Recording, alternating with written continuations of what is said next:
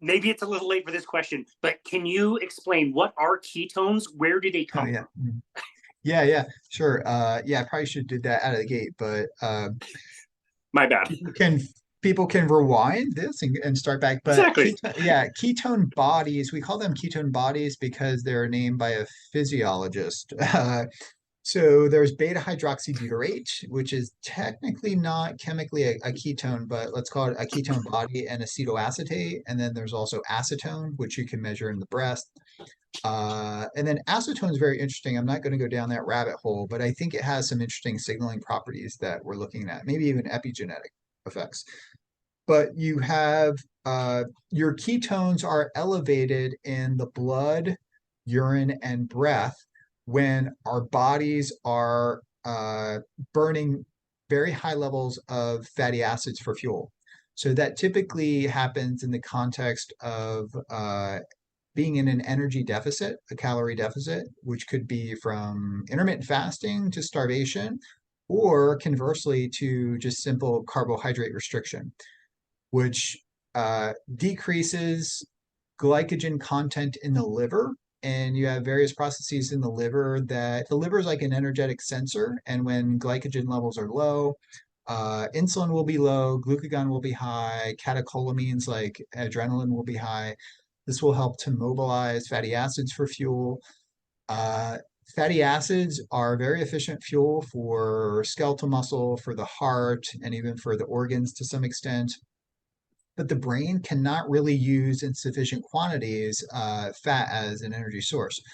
So beta oxidation of fatty acids in the liver creates an overproduction of acetyl-CoA, which is diverted down a pathway that's called ketogenesis. And then you have two acetoacetate molecules condensed to form, or two acetyl-CoA molecules condensed to form acetoacetate, and there's an enzymatic conversion to beta hydroxybutyrate. And in circulation, there's about a 4-to-1 or a 3-to-1 ratio of beta hydroxybutyrate to acetoacetate in the blood.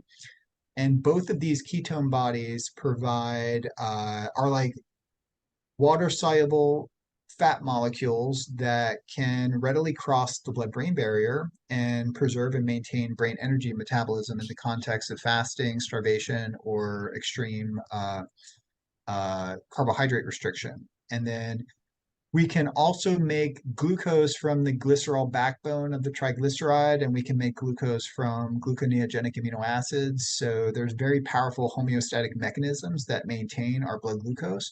So glucose levels may fall, but they'll typically stay in the range of 3, maybe even 4 millimolar, even in the context of fasting or like zero carbohydrate intake. But what's really important about therapeutic ketosis is the elevation and sustainment of ketones in the blood and in the urine and the breath as they can be measured. And these have important signaling properties, and they're also just like a marker for, the elevation of ketones is also more or less a marker for a suppression of insulin signaling and enhanced fatty acid oxidation. Uh, and I was very skeptical of this idea of just simply drinking ketones and elevating ketones independent of carbohydrate restriction or anything. I was like, this is not going to work. But then I started talking to like people that were very smart in the field, like Dr. Richard Veach, who trained under Hans Krebs of the Krebs cycle, and he had built an NIH-funded lab studying metabolism of ketones. And Theodore Van Italy, Dr. George Cahill, Dr. Sammy Hash. I started speaking to all these people that were super smart, and they convinced me that the body can readily use ketones. We can consume them through exogenous molecules, and that it could potentially be a fruitful path to go down.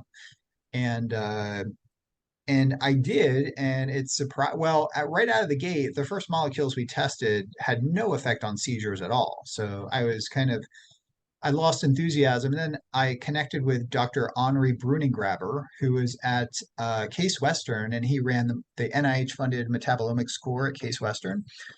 And he uh, kindly gave me the synthesis protocol to synthesize 1,3-butanediol acetoacetate diester. So that's a long name for a molecule that when you consume it, it elevates beta-hydroxybutyrate and acetoacetate more or less in a 1-to-1 ratio. And then that was like a miracle molecule for preventing seizures from oxygen toxicity and other types of seizures. So it gave me like a renewed appreciation. And all this was happening within about 3 or 4 months of one another. We were testing different agents, some worked, some didn't. And then we found one that worked. And then I quickly realized that this could be a whole career path for me. Like I could carve out a career of developing and testing exogenous ketogenic agents for a wide range of neurological disorders. As a neuroscientist, that was my like focus. But then I had students and people that wanted to look at cancer, and there seemed to be some promising effects in our cell culture. So we moved that to animal model systems where it worked remarkably well.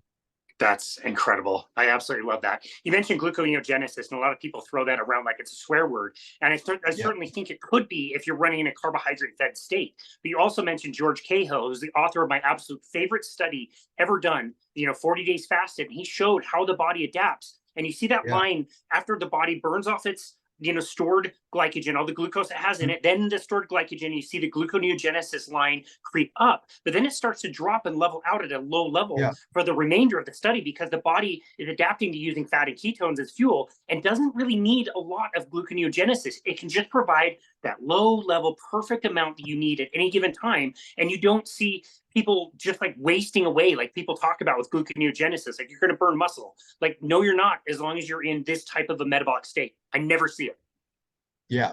Yeah, you're not. And especially if you are following a ketogenic diet, I mean, if you're in a starvation state, you're you're running a calorie deficit and your metabolism will start to decrease over time. Like when I, fasted for a week or more, my body temperature went down, active T3 goes down, catecholamines go down, heart rate kind of goes up in the beginning because your stress hormones are kicked up, like cortisol and adrenaline and things like that. And then, and after about 3 to 4 days, you just start feeling like very calm, almost like nothing can bother. By the fifth day, it felt like I took a high dose of a beta blocker, like, which back in the day, I would take that before like my PhD dissertation defense or something like that. I remember taking like the first time I took like a beta blocker, I needed it.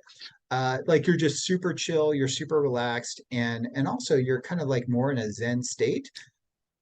But also like you start to get cold, like, whereas a ketogenic diet is different because you're in a eucaloric state. So you're not in an energy deficit, you're not in a calorie surplus when it's implemented clinically. And your ketones are elevated and your glucose goes down and your insulin is almost like sub clinical, like actually like in kids. And even for me, I was like 2.2, after following a clinical ketogenic diet. And now I have some carbohydrates back into my diet, typically in the form of like, stuff that grows on my property, like avocados, or we have some mango trees, and blueberries, like wild blueberries I eat, some broccoli here and there. But it's almost, it's I'm not, that probably doesn't contribute significantly to like muscle glycogen or liver glycogen. I think I don't train a whole lot, maybe like an hour or two max per week, but I do a lot of outside work and walking and things like that. For the athlete that's like super glycolytic and, sprinting and just putting out, 4 to 6 hours of intense physical activity, I think carbohydrates there could be an advantage there for sure. But that's not the large majority of people. And then I think if you are like a CrossFit athlete and you're have a very high output of calories, the amount of carbohydrates that would be optimal is far less than people think. Like we're talking like 2, maybe 300 grams of carbs that are lower glycemic, can top off keeping your body hungry for carbs, keeps that insulin sensitivity up and helps your body better utilize carbs as an energy source. And you're also getting the dual advantage of maximizing your fat oxidation, which can be done in the context of consuming carbohydrates. You just dial your carbs back so your body's always hungry for carbs. And then that can actually maximize your fat oxidation at the same time and keep fat oxidation high. We call that metabolic flexibility. Yeah. Yeah, fascinating. The one thing I do have to push back on is the broccoli. I don't know about including broccoli in the diet, dude. I'm not sure about that. Yeah,